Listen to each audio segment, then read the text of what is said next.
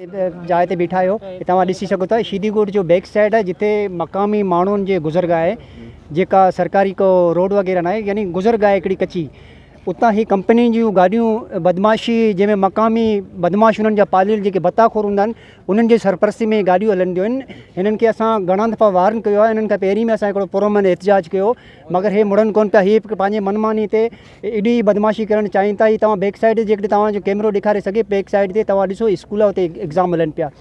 पोइ साइड ते ही ॿार जेके ही किचिरो जेको घर जा जेके ॻोठ जा जेके नियाणियूं आहिनि ॿाहिरि निकिरंदियूं आहिनि किचिरे जे संग ही बदमाश उन तरीक़े सां गाॾियूं तेज़ रफ़्तारी सां हलाईंदा आहिनि। असांजे कंहिं ॻाल्हि ते माना हू अमल करण जे लाइ तयारु कनि।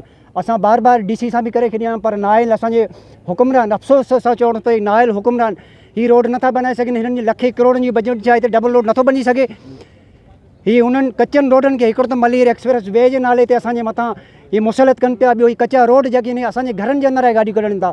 असां वारनि था करियूं जेकॾहिं ही अॼु जे गाॾियूं असांजे ॿारनि खे को नुक़सानु कंदियूं त यादि रखो ही असां अॼु हिन प्लेटफॉर्म ते वेही एहतिजाज कंदा त पोइ असां ही तव्हांजो जेको मेन रोड जेको पको रोड बने उन ते बि असां धरणो हणंदासीं। महिरबानी।